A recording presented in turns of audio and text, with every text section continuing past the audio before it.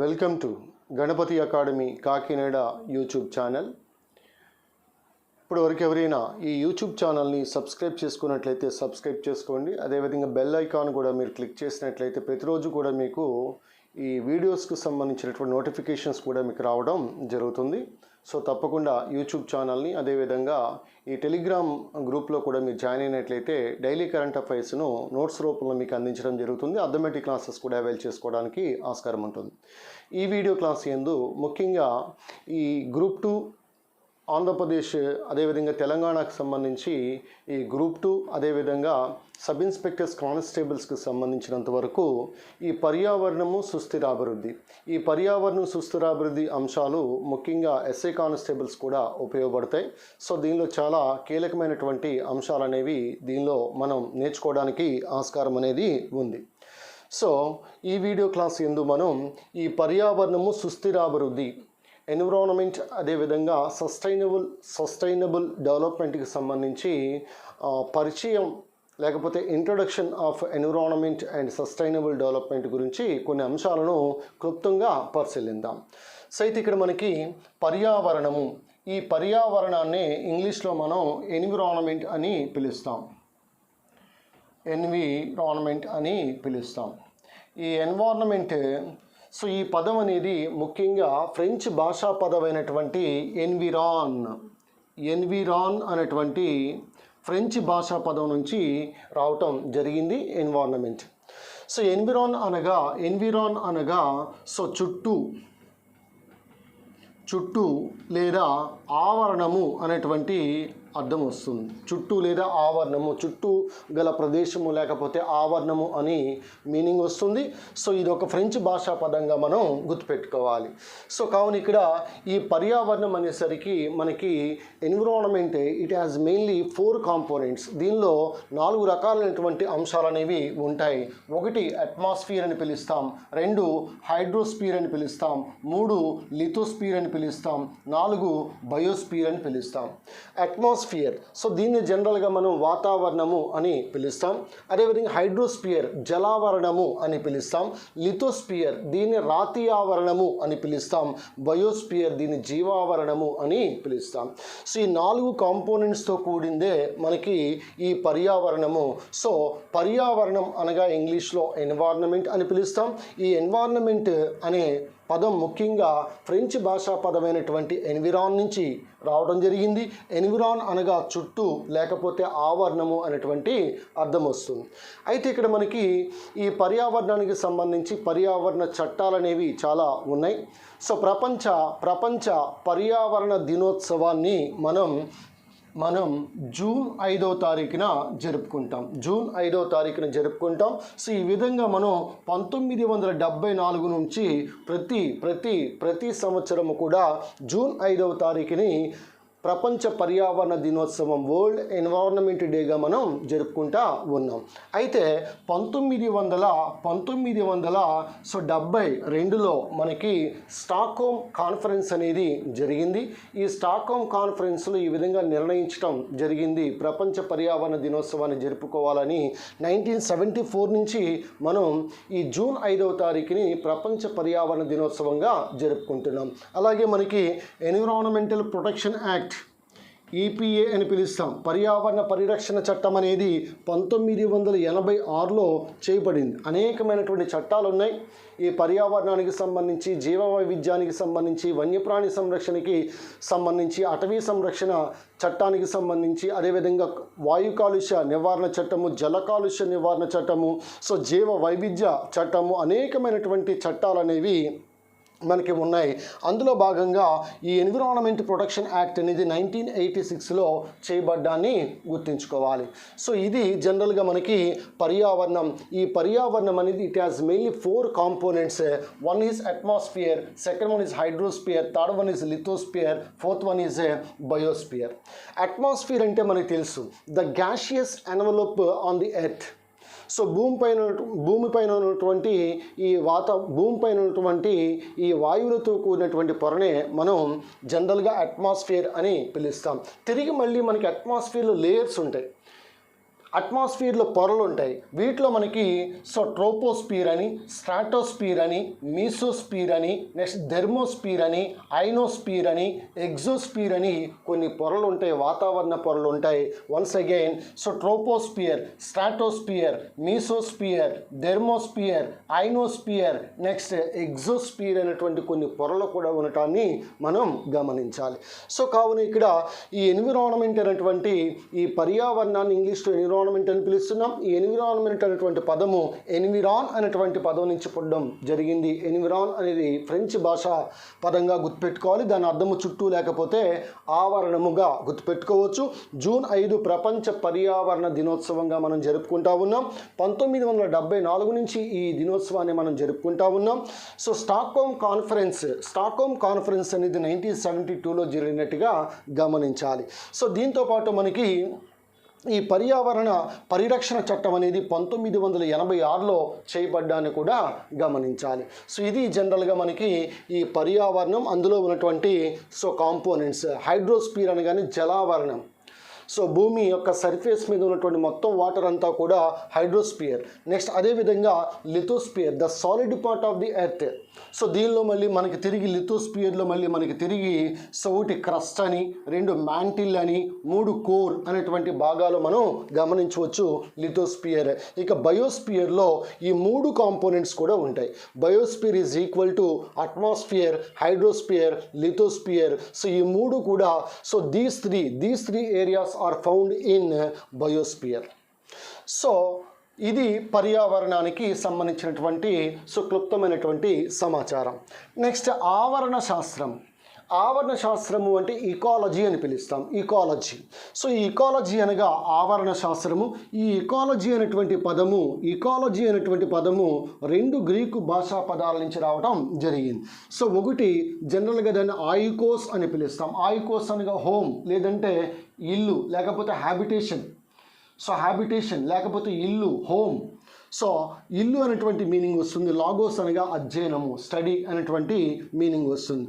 ఆవరణ శాస్త్రం అంటే జీవులకు మరియు పరిసరాలకు మధ్య ఉన్నటువంటి సంబంధాన్ని తెలిపే శాస్త్రమే ఆవరణ శాస్త్రము. ఈ ఇకాలజీ అనేటువంటి పదాన్ని ప్రవేశపెట్టింది రీటర్ అనేటువంటి శాస్త్రవేత్తగా గుర్తుపెట్టుకోవాలి. ఈయన్నే మనం ఫాదర్ ఆఫ్ ఇకాలజీగా పిలుస్తాం. Father of ecology is a రీటర్. అయితే మనకి ఫాదర్ ఆఫ్ మోడర్న్ ఇకాలజీగా పిలువబడేది ఓడమ్. ఈ ఓడమ్ అనేటువంటి వ్యక్తి he defined ecology as inter relationships between living organisms and environment.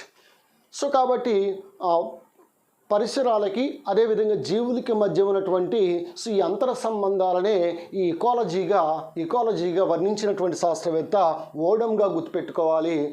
ఈయన్ని మనం ఫాదర్ ఆఫ్ మోడర్న్ ఇకాలజీ అని పిలుస్తాం. Father of ecology is a రీటర్. అలాగే ఈ ఫాదర్ ఆఫ్ ఇండియన్ ఇకాలజీగా పిలువబడేది ఆర్డి మిశ్రాగా గుర్తుపెట్టుకోవాలి. భారతీయ ఆవరణ శాస్త్ర పితామహుడు ఆర్డి మిశ్రాగా గుర్తుపెట్టుకోవాలి. కావున ఇక్కడ ఆవరణ శాస్త్రం అంటే జీవులకు మరియు పరిసరాలకు మధ్య సంబంధాన్ని తెలిపే శాస్త్రమే ఆవరణ శాస్త్రము.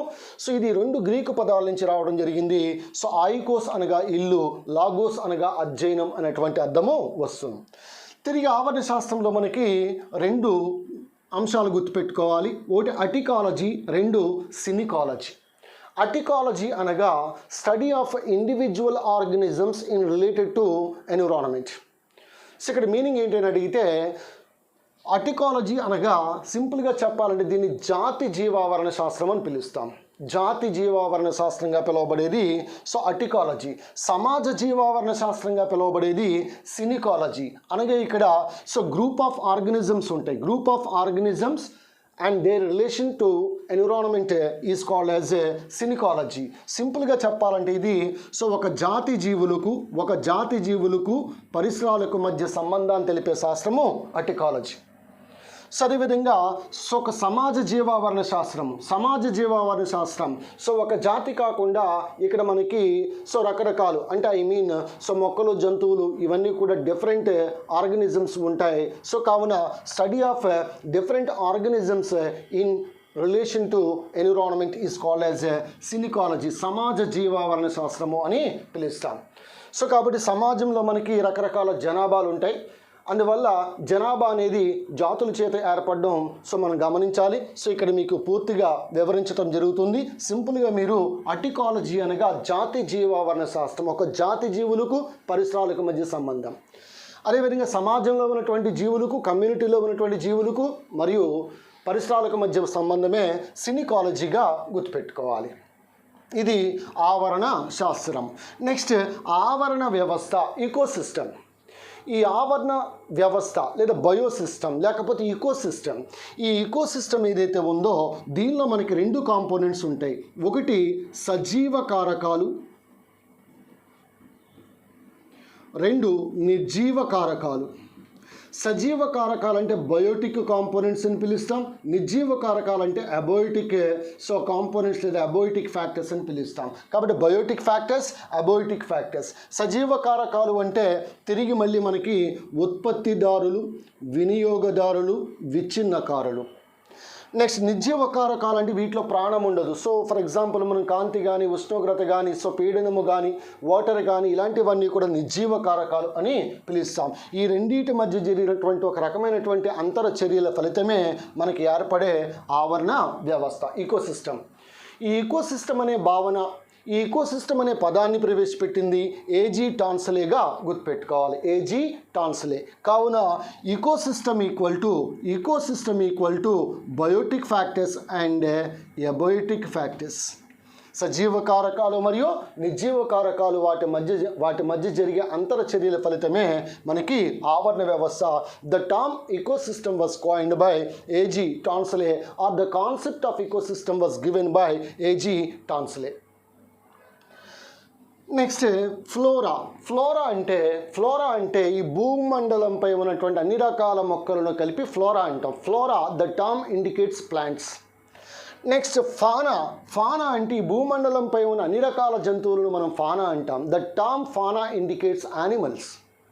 సో కాబట్టి ఫ్లోరా అంటే మొక్కలు, ఫానా అంటే జంతువులు. ఈ ఫ్లోరా సహాయంతోనే మనకి ఈ ఉద్భిజం లేకపోతే వెజిటేషన్ అనేది ఫామ్ అవడాన్ని మనం గుర్తుపెట్టుకోవచ్చు.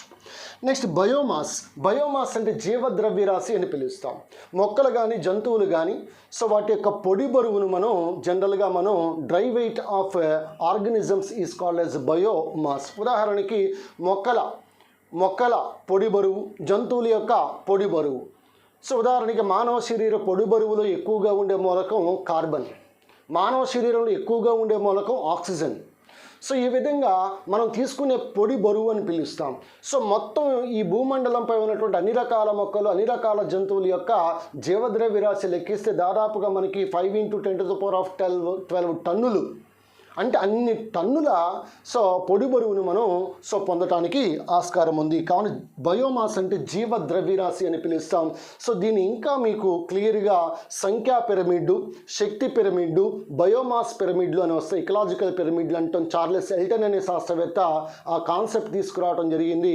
ఆ పిరమిడ్ల గురించి తర్వాత మనం పరిశీలిద్దాం. బయోమాస్ అంటే సింపుల్గా జీవ ద్రవ్యరాశిగా గుర్తుపెట్టుకోవచ్చు. నెక్స్ట్ నిచ్ అంటే ముందుగా దీని యొక్క మీనింగ్ ఆవాసం అంటే తెలుసుకోవాలి. సో ఇక్కడ ఆవాసం అంటే ఒక జీవి నివసించే ప్రాంతం. అది నీరు కావచ్చు, భూమి కావచ్చు, లేకపోతే గాలి కావచ్చు. కాబట్టి ఆక్వాటిక్, టెరెస్ట్రియల్, ఏరియల్. సో అలాగా ప్రతి ప్రాంతంలోనూ కూడా జీవులు నివసించడానికి అడాప్టేషన్స్, అనుకూలనాలని కలిగి ఉంటాయి. సో కాబట్టి జీవి నివసించే ప్రాంతమే ఆవాసం. అయితే ఆ ఆవాసంలో జీవి నిర్వర్తించే పని లేదా క్రియను ఏమంటారని అడిగితే సో నిచ్ అని పిలుస్తాం. Ecological niche. So the functional activity of an organism in a given area. So ఒక ప్రాంతంలో ఒక జీవి యొక్క చేసే పని ఏదైతే ఉందో ఆ పనిని, క్రియను, ప్రస్తుతం నేను ఏం చేస్తున్నాను, సో వీడియో క్లాస్ చేస్తూ ఉన్నాను. సో ఈ ప్రాంతంలో ఉండి సో యూట్యూబ్ క్లాస్ నేను చేయడం జరుగుతుంది. సో అడవిలో సింహం ఏం చేస్తుంది తన యొక్క ప్రాంతంలో. నెక్స్ట్ అదేవిధంగా సో కుక్క సో తను నివసించే ప్రాంతంలో తను నిర్వర్తించే విధి ఏంటి. సో దాన్ని మనం ఈ నిచ్ అని పిలుస్తాం. ఇకలాజికల్ నిచ్ అని మనం పిలుస్తాం.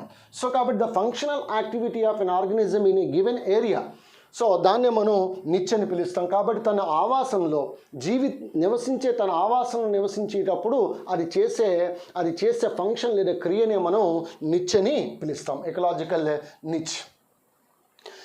మరి ఆవాసంలో జీవులు నివసిస్తూ ఉంటాయి, ఆర్గానిజమ్స్, ప్లాంట్స్ అండ్ యానిమల్స్. మనం ఇక్కడ జాతి అంటే ఏంటో పరిశీలిద్దాం. ఇంగ్లీష్లో దీన్ని ఏమంటాం మనం? స్పీషీస్ అని పిలుస్తాం. జాతి అంటే ఒకే లక్షణాలను కలిగి ఉండి ఒక నిర్దిష్టమైనటువంటి ప్రాంతంలో నివసిస్తూ తమలో తాము అంతర ప్రజననము లేదా ప్రత్యుత్పత్తి జరుపుకొని ఫలవంతమైన సంతానాన్ని ఉత్పత్తి చేసే జీవుల యొక్క సముదాయాన్నే జాతి అని పిలుస్తాం. ఉదాహరణకు మానవ జాతి, కుక్క జాతి, నక్క జాతి, పిల్లి జాతి, కప్పల జాతి. సో కాబట్టి ఒకే లక్షణాలు కలిగి ఉండాలి, ఒక నిర్దిష్ట ప్రాంతంలో నివసించాలి, తమలో తాము అంతర ప్రజననం జరుపుకోగలగాలి, ప్లస్ ఫలవంతమైన సంతానాన్ని ఉత్పత్తి చేయగలిగే సో ఆ జీవుల సముదాయాన్నే, ఒకే రకానికి చెందినటువంటి జీవుల సముదాయాన్ని మనం జాతి అని పిలుస్తాం. సో కాబట్టి జాతిలో మనం పరిశీలించేవి రెండు లక్షణాలు. ఒకే జన్యు సముదాయాన్ని పంచుకుంటే, ఒకే రకమైనటువంటి జన్యువులు కలిగి ఉంటాయి, లేదా ఒకే నెంబర్ కలిగినటువంటి క్రోమోజోమ్స్. ఉదాహరణకు మానవులందరిలోనూ కూడా 46 క్రోమోజోములు ఉంటాయి. వరిలో క్రోమోజోముల సంఖ్య 24. సో ఈ విధంగా అదే ఉల్లిలో క్రోమోజోముల సంఖ్య 16. ఒకే క్రోమోజోములు కలిగి ఉండాలి, ఒకే జన్యు సముదాయాన్ని కలిగి ఉండాలి, తమలో తాము ప్రత్యుత్పత్తి జరుపుకోవాలి, అంతర ప్రజనం జరుపుకోవాలి, ఇంటర్బ్రీడింగ్ జరుపుకోవాలి, ఫలవంతమైన సంతానాన్ని ఉత్పత్తి చేయాలి, ఫెర్టైల్ ఆఫ్ స్ప్రింగ్ని ఉత్పత్తి చేయాలి. దీన్ని మనం జాతి అని పిలుస్తాం. సో ఈ విధంగా ఈ జాతి కాన్సెప్ట్, జాతి అనే పదాన్ని ప్రవేశపెట్టింది జాన్ రే అనేటువంటి శాస్త్రవేత్త. జాన్ రే అనేటువంటి శాస్త్రవేత్త జాతి అనేటువంటి పదాన్ని ప్రవేశపెట్టడం జరిగింది. So this is very very important. జాతి ఒక గతిశీలక ప్రమాణం. It is a dynamic unit. So నిరంతరం కొత్త జాతులు అనేవి మనకి ఏర్పడతానే ఉన్నాయి. జాతుల ఉత్పత్తి అనే గ్రంథాన్ని రాసింది చార్లెస్ డార్విన్. నిరంతరం కొత్త జాతులు అనేవి ఏర్పడతానే ఉంటాయి. సో జాతుల్లో తిరిగి ఉపజాతులు ఉంటాయి, ఈ ఉపజాతులు తిరిగి వేరే జాతులుగా కూడా మారుతూ ఉంటాయి.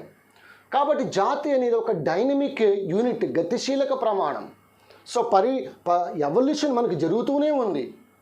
మన తాత ముత్తాతలు ఎలాగున్నారో ఇప్పుడు మా తాత ఇలాంటి బ్లేజర్ లేకపోతే ఇలాంటి సూట్ వేసుకున్నటువంటి సందర్భం లేదు, ఇలాంటి స్పెట్స్ పెట్టుకునే సందర్భం లేదు, సో ఇలాంటి వాచ్ని ధరించినటువంటి సందర్భం లేదు. సో కావున మనకి ఈ ఎవల్యూషన్ ప్రాసెస్, ఈ పరిణామం అనేది జరుగుతూనే ఉంది, కొత్త జాతులు అనేవి ఏర్పడుతూనే ఉన్నాయి. కాబట్టి జాతి అనేది ఒక గతిశీలక ప్రమాణం, డైనమిక్ యూనిట్. జాతుల్లో తిరిగి మళ్ళీ మనకి ఉపజాతులు కూడా ఉంటాయి, ఉపజాతులు. సో ఫర్ ఎగ్జాంపుల్ మనకి మానవ జాతిలోని తీసుకుంటే రకరకాలైనటువంటి జాతులు, ద్రవిడ జాతి కానీ, నిగ్రిటో కానీ, మంగోలాయిడ్ కానీ, ఆస్ట్రలాయిడ్ కానీ, యూరోపియన్స్ కానీ, రకరకాల జాతులు మనం చూడవచ్చు. వీటన్నిటిని మనం ఉపజాతులుగా పరిగణిస్తాం. సో కాబట్టి ఇది జాతి అంటే. ఈ జాతి అనేది వర్గీకరణలో మూల ప్రమాణం, ప్రాథమిక ప్రమాణము. సో ఇది ఫండమెంటల్ యూనిట్ ఆఫ్ క్లాసిఫికేషన్. వర్గీకరణకి ప్రాథమికమైనటువంటి ప్రమాణము జాతి. సో కొన్ని జాతులు కలుసుకుంటే మనకి ప్రజాతులు ఏర్పడతాయి, కొన్ని ప్రజాతులు కలుసుకుంటే మళ్ళీ మనకి కుటుంబం, క్రమం, నెక్స్ట్ అదేవిధంగా మనకి విభాగము, నెక్స్ట్ వర్గము, నెక్స్ట్ రాజ్యము. ఈ విధంగా వర్గీకరణకు సంబంధించి వచ్చినప్పుడు అక్కడ మీకు క్లియర్గా చెప్తాను. కానీ ఇక్కడ మనకి ఈ జాతి అంటే ఏంటో మనకి ఇక్కడ అర్థమైంది.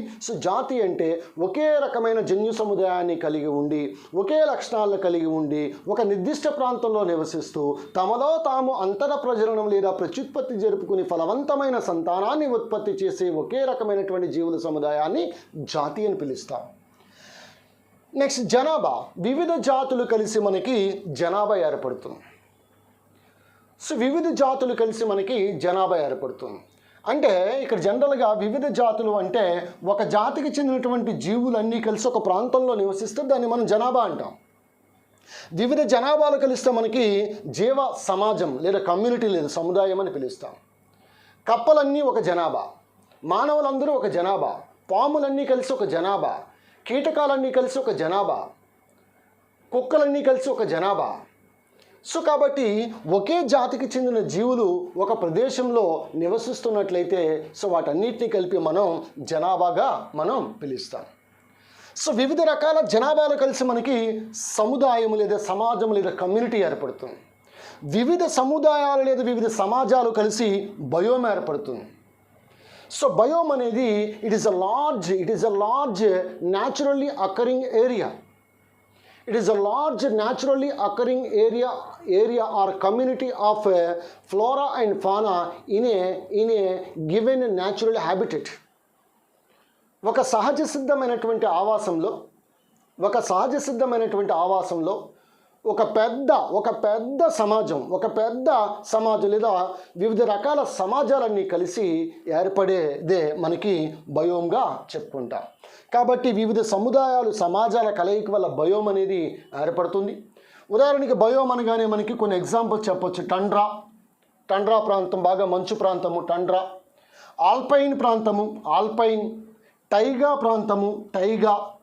సో ఈ బయోమ్ అనేది, సో ఇవే కాకుండా aquatic biome, terrestrial biome, grassland biome, tundra biome, గడ్డి భూములు కానీ, టండ్రా కానీ, ఆక్వాటిక్ కానీ, ఇలా రకరకాల బయోమ్స్ ఉంటాయి. సో వీటికి సంబంధించిన సమాచారం వచ్చినప్పుడు, బయోమ్స్కి ఎగ్జాంపుల్స్ గట్రా వచ్చినప్పుడు అక్కడ ఇంకా క్లియర్గా మీకు చెప్పడం జరుగుతుంది.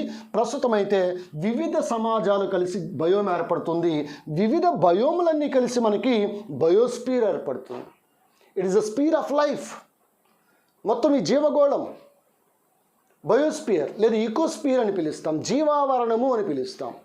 ఈ జీవావరణం ఎందులో కనిపిస్తుంది మనకి? అట్మాస్ఫియర్, గాల్లో కొంతవరకు మనకి జీవులు కనిపిస్తాయి.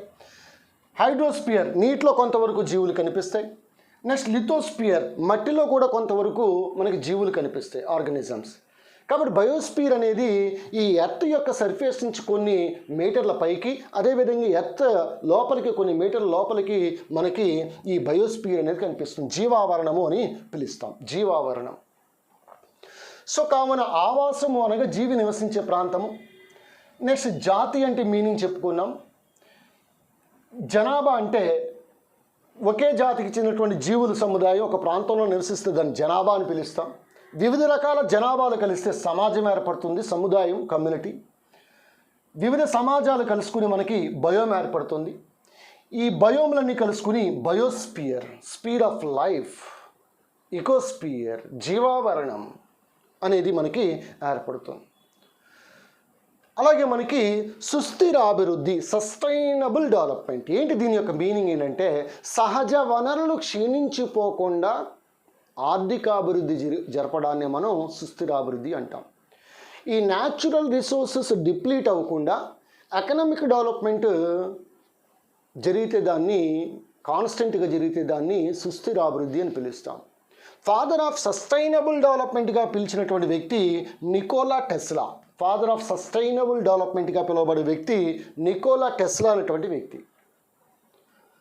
సో ఇది మనకి ఈ పర్యావరణము సుస్థిరాభివృద్ధికి సంబంధించి బేసిక్ లేదా పరిచయం అనుకోండి, ఇంట్రొడక్షన్ అనుకోండి. దీనికి సంబంధించి మనకి చాలా రకాలైనటువంటి అంశాలు, చాలా ఆసక్తికరమైనటువంటి అంశాలు, కరోనా వ్యాధితో సహా మొత్తం పర్యావరణ చట్టాలు, కాలుష్యము, నెక్స్ట్ ఈ అట్మాస్ఫియరు, హైడ్రోస్పియరు, లిథోస్పియరు, బయోస్పియరు, బయోమ్స్కి సంబంధించి, సో అదేవిధంగా అటికాలజీ, సినికాలజీ, నెక్స్ట్ ఇంకా ఆవరణ వ్యవస్థకు సంబంధించి, కాంతికి సంబంధించి, నీటికి సంబంధించి, ఉష్ణోగ్రతకు సంబంధించి, వాటి ప్రభావాలు జీవులపై వాటి యొక్క ప్రభావాలకి సంబంధించి, అలాగే పొల్యూషన్, మోస్ట్ ఇంపార్టెంట్ పొల్యూషన్, వాయు కాలుష్యము, నీటి కాలుష్యము, రేడియోధార్మిక కాలుష్యము, నేల కాలుష్యము, శబ్ద కాలుష్యము, రకరకాల కాలుష్యాల గురించి. ఇదే కాకుండా మనకి ఈ పర్యావరణానికి అనుబంధంగా ఉన్నటువంటి చాలా రకాలైనటువంటి శాస్త్రాలతో సంబంధం, ఇటు రసాయన శాస్త్రంతో, గ్రీన్ కెమిస్ట్రీ కానీ, లేదంటే పర్యావరణ రసాయన శాస్త్రం కావచ్చు, లేకపోతే ఇతర శాస్త్రాలతో ఈ పర్యావరణానికి ఏ విధమైనటువంటి సంబంధం ఉంది. అలాగే పర్యావరణానికి తోడ్పడే సంస్థలు, పర్యావరణ సంస్థలు, దినోత్సవాలు, నెక్స్ట్ ఒప్పందాలు, చట్టాలు, నెక్స్ట్ కొన్ని ఉత్సవాలు, రకరకాలైనటువంటి అంశాలు దీనిలో మనం ప్రస్తావించుకోవడం జరుగుతుంది. Very very very interesting area. ప్రతిదీ కూడా మనం కూలంకుషంగా గనక సో జాగ్రత్తగా పరిశీలించినప్పుడు, వాటి రూట్ వర్డ్స్ సహా మనం పరిశీలించినప్పుడు ఈ ఏరియా అంతా కూడా మనకి చాలా ఈజీ అవ్వడానికి ఆస్కారం అనేది ఉంది. సో ఇది ఈ రోజుకి సంబంధించి పర్యావరణము సుస్థిరాభివృద్ధి, ఎన్వైరన్మెంట్ అండ్ సస్టైనబుల్ డెవలప్మెంట్, ముఖ్యంగా గ్రూప్ 2 అభ్యర్థులకే కాకుండా సబ్ ఇన్స్పెక్టర్, కానిస్టేబుల్ అభ్యర్థులు రేపొద్దున మీకు సిలబస్ కూడా మార్పు చేర్పులకు లోనవుతే ఈ పర్యావరణానికి కంపల్సరిగా దీని ఒక టాపిక్గా కూడా పెట్టడం జరుగుతుంది. లేదు దీన్ని మనం సైన్స్ అండ్ టెక్నాలజీలో ఒక భాగంగా చదువుకుంటున్నాం అని చెప్పేసి దీన్ని నేర్చుకోవడం చాలా ఇంపార్టెంట్. ఫర్ ఎగ్జాంపుల్ ఇక్కడే చూడండి, ఇవన్నీ కూడా గత పరీక్షల్లో అడిగినవే.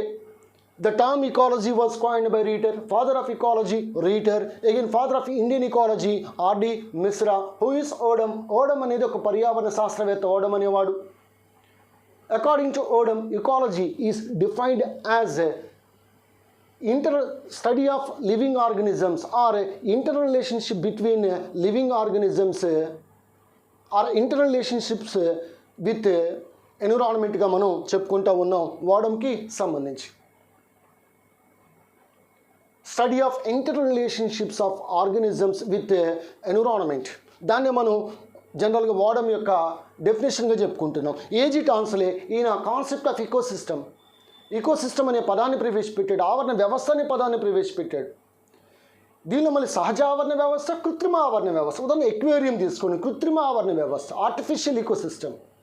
సహజ ఆవరణ పంట పొలాలు ఆర్టిఫిషియల్, పంట పొలం వ్యవసాయం చేస్తాం కదా, పంట పొలాలు ఆర్టిఫిషియల్ ఈకోసిస్టమ్ కిందకు వస్తుంది. సహజ ఆవరణ వ్యవస్థలు అటవీ ఆవరణ వ్యవస్థ, ఎడారి ఆవరణ వ్యవస్థ, నెక్స్ట్ సరస్సు ఒక జీవావరణ వ్యవస్థ, ఈ విధంగా సహజ ఆవరణ వ్యవస్థలు. అలాగే జాన్ రే జాతి అనే పదాన్ని ప్రవేశపెట్టాడు. Next Nikola Tesla father of sustainable డెవలప్మెంట్గా మనం చెప్పుకుంటున్నాం. అలాగే ఇకలాజికల్ నిచ్, సో జీవి తన ఆవాసంలో నివసిస్తుందని చెప్పాను. ఆవాసం అంటే నివసించే ప్రాంతం, హ్యాబిటెట్. ఆ హ్యాబిటెట్లో ఆవాసంలో ఆ జీవి నిర్వర్తించే ఫంక్షన్ లేదా క్రియ ఇకలాజికల్ నిచ్. ఫ్లోరా మొక్కలు, ఫానా జంతువులు. సో ఇది పర్యావరణ సుస్థిరాభివృద్ధి పరిచయం. మరొక క్లాస్ యందు దీనికి సంబంధించినటువంటి సమాచారాన్ని నేరుగా మనం టాపిక్లోకి ఎంటర్ అయ్యి ఒక్కొక్క టాపిక్ని మనం వివరించుకుంటూ వెళ్దాం. Meet you tomorrow with more current affairs and general studies classes. This is Ganapathi sir from Ganapathi academy, Kakinada, Andhra Pradesh.